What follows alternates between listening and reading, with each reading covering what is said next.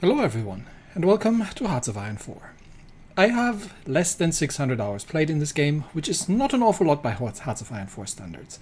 Yet I have spent a significant amount of time, less than 600 hours, in this game, so here are 10 things, well, roundaboutish, that I wish I had known when I started playing this game. Hearts of Iron 4 can be quite overwhelming. So let's begin with a couple of things that I've obsessed about a lot in the beginning, and in the end I found, at least for me, don't really matter. Before we go any further, I am more of a historical gamer, so I'm not really going to focus too much on the meme sort of thing, but I like combining the game experience with, obviously want to win, but I like to combine the game experience with actual military tactics and historical precedent and these sort of things. Anyway, the first thing I would like to mention is that I have really obsessed about is a single factor that makes you win. So there's plenty of stuff that you see around on the internet and other YouTube videos, and you think if you just do this one thing here, this is going to make you win the game. No matter what you do, no matter what situation you're in, no matter what country you're playing. One of those being combat width. Now, if you've been around when I started, combat width, it was either 20 width or 40 width. Although personally, I have very rarely actually used 40 width. And 20 width fit very nicely into the available combat width during battle. And it was generally accepted that that was the way it was. But things have changed, and it's now terrain dependent and dependent from how many sides you're attacking. So people have really obsessed about the combat width. It's this little factor here, and trying to figure out which is the optimal infantry division or tank division or whatever division you have size that is giving you the biggest benefit. And I have spent a lot of time trying to figure out, what kind of division I want to run. In the end, this is not that important. It's much more important that you have flexible divisions rather than the one-size-fit-all division, because there is no one-size-fit-all, because different divisions have different purposes and different bonuses. It very much depends on what terrain you're fighting on. If you are fighting in forests, you have a different combat width and different modifiers than if you're fighting in the open plains. If you are fighting across river lines, if you're fighting in the mountains, in the hills, they're different terrain types and different purposes. Is your division purely defensive? Is your division purely offensive? Is your division designed for speed? There are all kinds of different factors that that you can put in. And even if you have, let's say, a tank division, it's not a one-size-fits-all, because you've got things like hard attack, soft attack. You've got the armor levels and the piercing levels. There are many interesting factors. So it really doesn't pay, in my opinion, to obsess about these things quite as much. I generally run with something like this, like a 21 width. That's good. You can throw a couple of support companies in there. That's a good division. That's a good all-round division. It's got a decent size. It's not too costly in terms of production, and you can make a lot of these. They are pretty good defensively, and in a pinch you can use them offensively. If you want to be more offensive, you can throw a bit more line artillery into these things. Oh no, you've made a 27 width infantry division. That is not the optimal for 68% of the terrain that you'll be fighting in. Forget about this, right? This is a good offensive division. You can use this. It's got some firepower behind it. You can make bigger division if you want.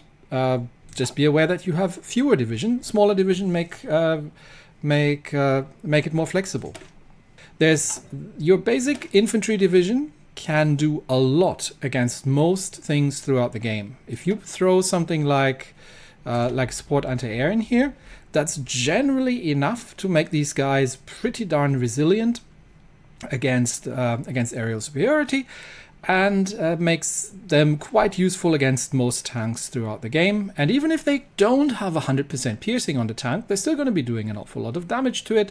And if you're really feeling like you can at some point throw an anti-tank company in there, and you're good to go. and you've got your basic divisions. Just don't make the one-size-fit-all divisions. Try to figure out what you're trying to do. Think about your strategy and what kind of divisions go in there, but don't do what I've done and spend weeks and researching tens and 20s of YouTube videos and go through the statistics and trying to find the meta. It doesn't matter. Next up, doctrine.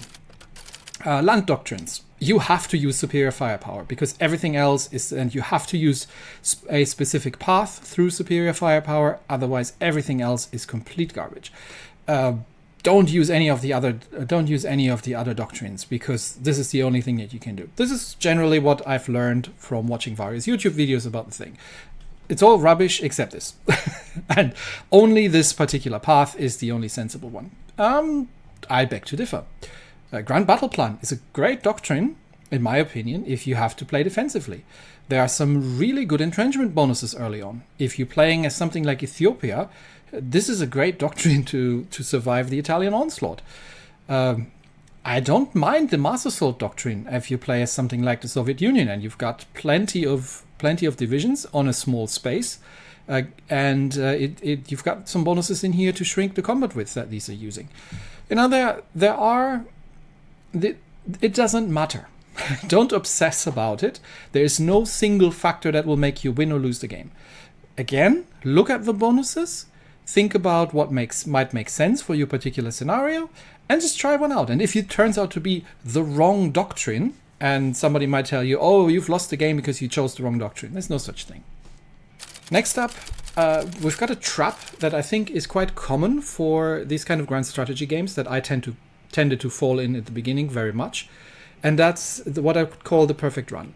So you've got you want to go for a round, you've got your strategy in mind, you're hyper focusing on something, you're just moving your things into place, and it doesn't work, and you lose a tile or two, or somebody naval invades you and you weren't ready, and you feel like, okay, I have to start over because it wasn't perfect, it wasn't perfectly aligned, I gotta start over and can't do it again.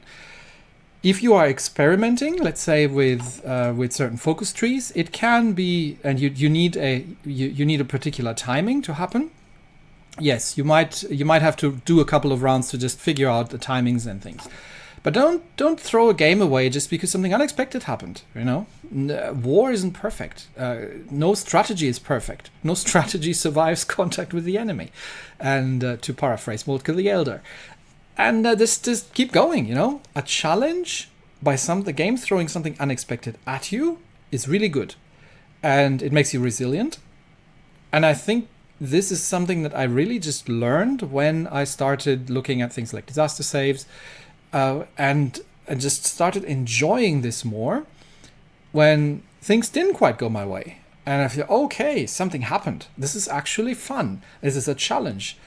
And your run might not be perfect, but, you know, keep going. Show some grit. Just don't throw it away and start all over again and then feel frustrated with yourselves that you're not getting... Don't chase the perfect run. This never happened in reality either. There was no perfect operation in the war. There was plenty of things going wrong.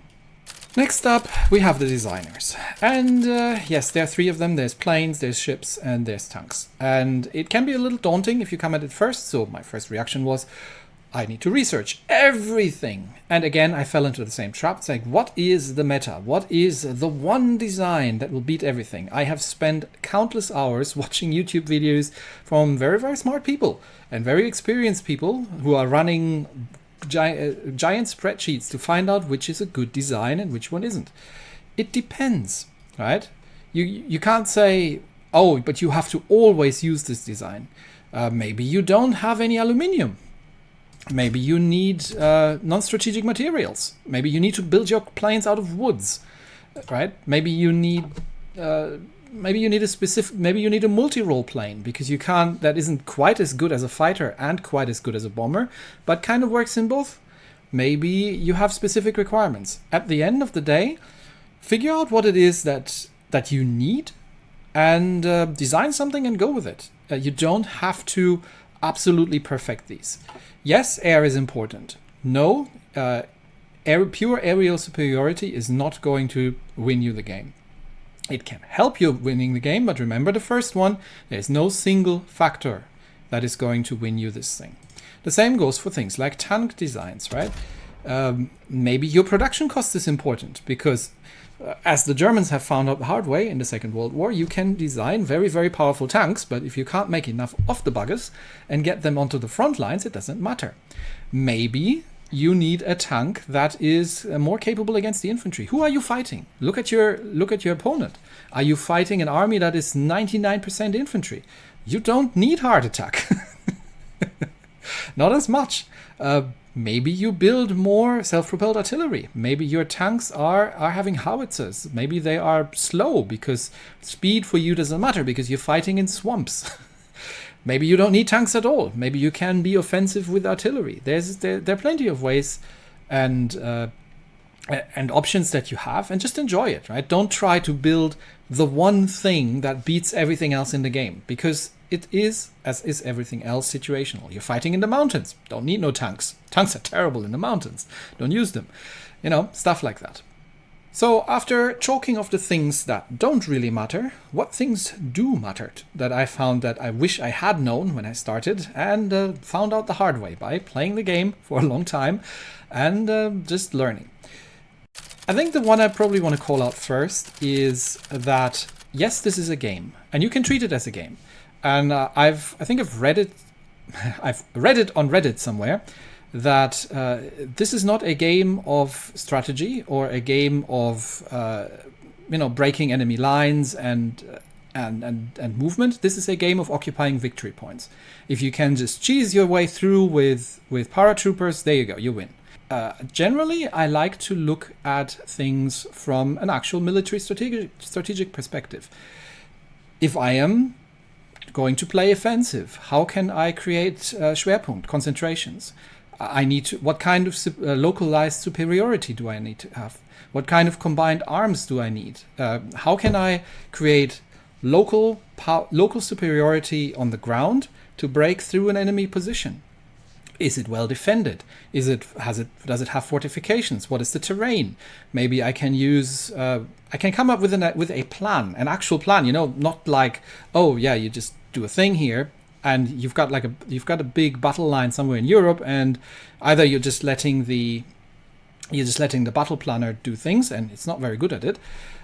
But you can create actual strategic plans, and you can say, okay, I want to break through this position, and then I want to get around there, and then I want to cut this particular line off, and for that I need aerial superiority localized. And I might need some siege artillery because I'm going to have to deal with some fortified positions, and I'm going to need some breakthrough divisions. I'm going to need some defensive divisions to hold everything in place, and I'm going to need some fast divisions to exploit the gap. This is the sort of thinking that if you apply it to the game, at least for me, I found I'm having a lot more fun than trying to see this as a game where I have to, find ways to game the rules and say, okay, how can I cheese this? Right? Rather than that, I've got a lot more fun in the game if I'm applying actual military strategic thinking to it, and basic rules like 3-to-1 localized superiority for any offensive operations, aerial superiority for offensive operations if possible, these kind of things. The next and probably most important thing that I wish I had known when I started is the supply system. Every army fights on its stomach. If you can't supply your units, you can sort of maintain positions, but any offensive operation is incredibly difficult because a good defense is pretty hard to break if you don't have a plan. And a big part of that plan is you need to have supply. You get supply, so you'll need to learn about supply hubs. You need to learn about state level supply, about railways. It's not that difficult.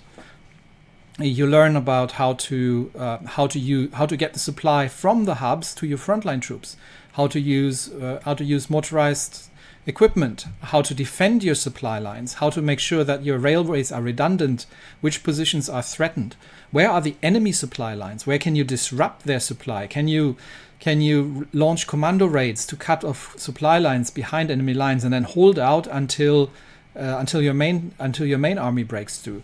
These are very, very important strategic considerations when you're planning any kind of operation, even if it's just a defensive one, because without supply, everything becomes a lot harder. So supply, and this is not just land, but this is also naval supply, which brings us to the next point, is extremely important. Navy.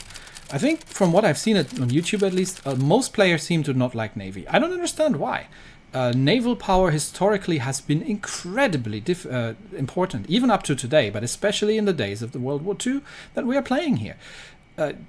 Naval power projection and being able to control trade routes can win and lose wars. Now, I did say there's no single factor, and this is not a single factor, but where are your supply routes?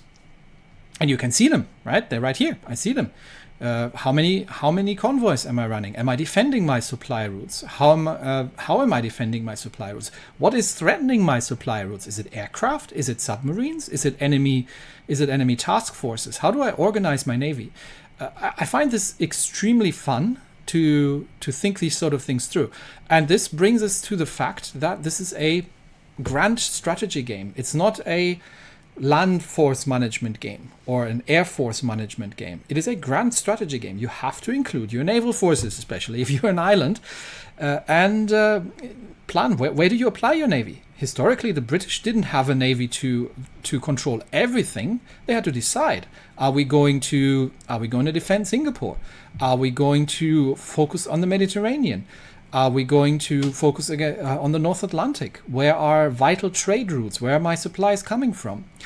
Am I able to defend those? These sort of can I do naval landings? How do I get naval superiority? And don't get me started on building useless submarines for this kind of purposes.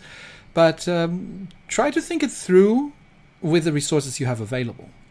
Which brings us to naval construction. Building ships takes a long time.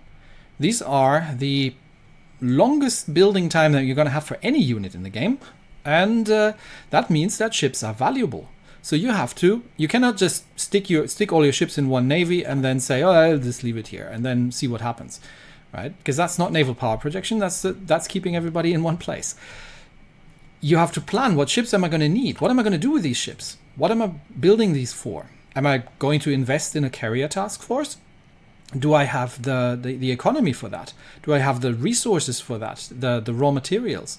Because a carrier on its own can't operate. It's gonna need some capital ships to guard it, and it's gonna need a light ship screen. Am I going to go down a raiding force? Am I going to go for surface raiders? Maybe cruisers? Am I going to go for submarines? Is my enemy going to have a lot of submarines? How do I counter this? Am I going to I can use Air Force to counter submarines quite effectively, which is historically accurate, but I am also going to need to protect my trade convoys. I can do this from the air, but maybe I need some frigates or easy destroyers that I can use, like relatively cost-effective destroyers that I can use to guard my supply lines.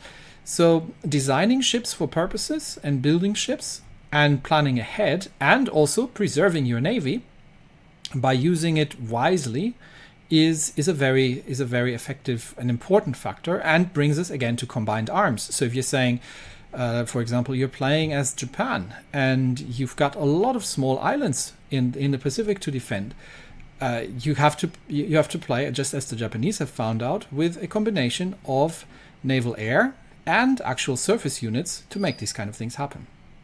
And next up in things that I really wish I had known beforehand is your firepower on ground, and again, if you think about it, this makes perfect sense, comes from this: artillery. Having lots of artillery is a good thing. I mean, you don't need to put every division like this with a lot of artillery, but for any kind of offensive amount of firepower, artillery is really where it's at. And especially if you're playing single player against a large amount of infantry divisions on the enemy side, which again is how things historically were. Not everybody was driving around in tanks. Artillery really is your friend. Now, artillery is expensive to produce, and you got to make sure that you're not trying to equip every single division like that. But you can duplicate divisions. You can make more than one division template and design them for specific purposes. So instead of trying to build things with artillery for offensive operations. Next up, and this is if you're playing with all the DLCs, intelligence. Intelligence is a really important factor, and just by having an agency and being able to decrypt the enemy ciphers and being able to place some operatives in the enemy area and build some intel networks, it gives you a lot of bonuses in combat. And this is part of the greater picture of there's no single factor to be successful, but you need to be not the most powerful, but at least somewhat capable in these areas if you're playing a large major nation. And it just makes operations a lot more easy. You get to see what your enemies are up to.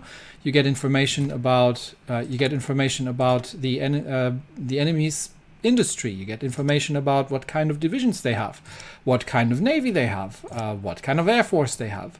And the more intelligence, the more you know about your enemy, the better you can react to what you're up against. If you're fighting a country that's not having an awful lot of air force, maybe you don't need to build a lot of air force by yourself, just enough to, just to match it up. So you can plan ahead a lot better if you know what you're fighting, and the intelligence agency is the basis for these kind of things. Talking about defense. So obviously it depends if you're an island nation or if you're fighting on the mainland or if you're fighting, I don't know, somewhere over here. But what I tended to do is I tended to have the front lines, and all my divisions are sitting along the front line. And this is not a terrible thing.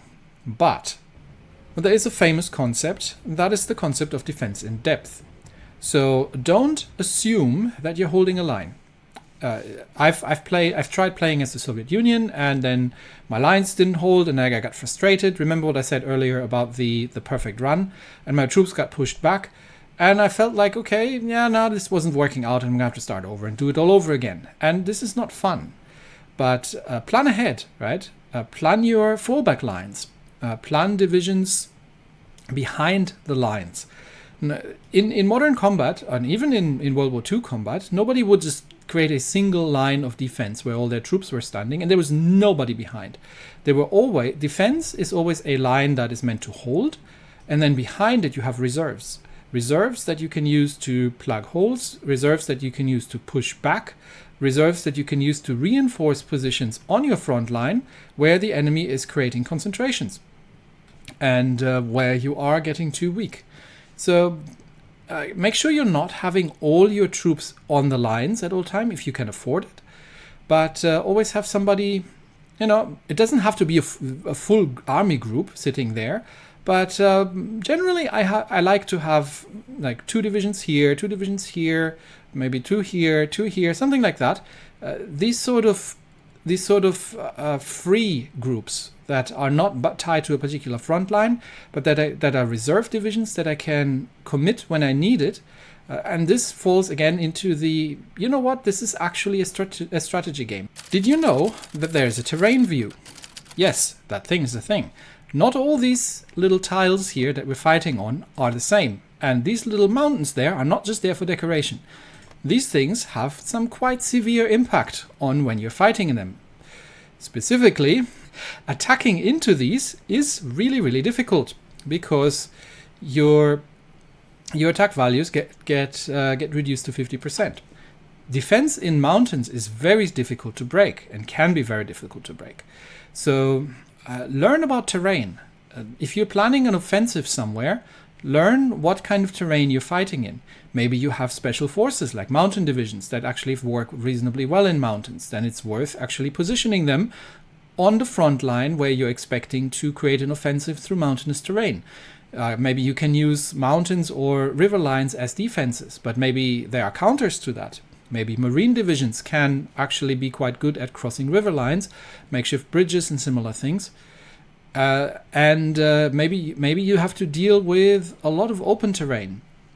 Maybe you've got a lot of plains, and maybe defensive lines on plains are very difficult to create because plains just don't give you any defensive bonuses, and any kind of fast motorized breakthrough is going to exploit very quickly on plains and is going to outrun and outmaneuver your infantry very quickly. So you need to find better ways of doing it and fighting. Forests are great.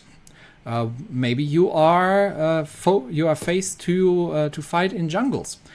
Maybe these are not areas where you actually want to bring divisions that are extremely heavy on expensive equipment, because attrition in jungles is terrible. So maybe that infantry division that you had with the 3 artillery or 4 artillery battalions in it is not a great idea to send into the jungle, because artillery is a very expensive piece of equipment, and you're constantly going to lose these to attrition. Maybe you need simpler divisions that are focusing more on the terrain that you're actually fighting in.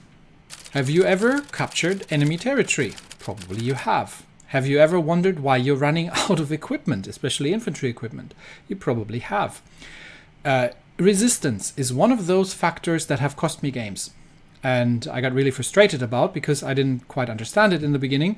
But effectively what happens is, if you're occupying territory that isn't yours, that is not your core, the people who are living in that territory will be mildly upset about the fact that foreign powers are stationing their troops there and saying this is now ours. And they will create resistance. Resistance means you need to send your own troops to garrison this, which means that these troops then need to bring their own equipment, which means that this equipment isn't available for anybody else. And if you're not garrisoning properly, like your garrison effectiveness is not good, then you are going to suffer from resistance, which is going to spiral out of control, or can spiral out of control very quickly, overwhelm your production of infantry equipment, and suddenly you find yourself without guns for the frontline troops, while everybody is just trying to deal with the uprisings in your occupied territories. So occupying territory has its downsides, and you need to manage the resistance using the occupied territories here, deciding which kind of division you're using to garrison these, and which kind of garrisoning laws you're using, and just generally keeping an eye on the resistance in general, on the resistance targets, how they come to pass, and on your losses. And make sure that you manage that properly, because this can render your country unable to defend itself if you are not doing so, because you'll just be running out of equipment. Again, one of those things I really wish I had known in my early games. The other thing that has cost me a couple of rounds in early on was what I would like to call hyperfocus, where I've been literally playing like this for a while. And I was running at like 3 speed or something, but I was just managing a small handful of divisions, focusing on a very small tactical goal. And what happened was that while I did that, everything around me sort of collapsed. There were naval invasions and things that, weren't supposed to happen. This is a grand strategy game, which means this is not a tactical division game. Micro, in my experience, is extremely important. So managing your divisions and making sure they're going to the right places is key to overcoming strong opposition and making sure that you've got the right things in the right places. Generally, I find drawing battle lines, battle orders, and then letting the game take care, letting the generals take care of these orders tends to lead to lots of losses and to only limited successes. So managing important fronts by hand is an important thing. Fortunately, you can pause the game. You don't have to run it at 3 speed all time. It's not a full-on real-time tactical game. But pause it, look around. Has there been a naval invasion? Is there something else that I need to take care of? Is there another front that is being threatened? And it helps you to, or at least for me, it helps to sometimes zoom out from the strategic, from the tactical position, and take a look at the strategic overview. How about your allies? Have they been invaded? Is something else bad happening? These sort of things are very easy to miss if you're focusing on a very, very small part for too long. So zoom out from time to time, take a look around, take stock, rethink, am I still doing the right thing, or have I sort of gotten my teeth into a particular objective that I'm trying to achieve here and I'm not really getting anywhere? Which brings us to the last thing that I would like to mention that I really wish I had known when I started the game, and that is setting yourself goals. What is your goal? What are you trying to do? Are you trying to defeat the Germans? Good goal. Are you trying to conquer the world? Are you trying to are you trying to resist an invader? And that helps. And this is where, again, I tended in the beginning to play every game the same way and try to do the same things in every situation, and that doesn't work. The game has way too many combinations, facets, and it's just options and possibilities to play very, very differently and to explore. So take a look around, set your goals, say what is it that you're trying to do in this run, when is my run complete, and then take a look around at your equipment, take a look around at your trade, take a look around at who you're working with and how you can achieve this goal, and try to think of a strategy beforehand, and then try this and try to figure it out, see what works, see what doesn't, but set yourself a goal and adjust your strategy to the goal rather than trying to just play and apply the same things on every apply the same things no matter if you're playing as Ethiopia or if you're playing as the United Kingdom or as Germany. So overall, I would say enjoy the game.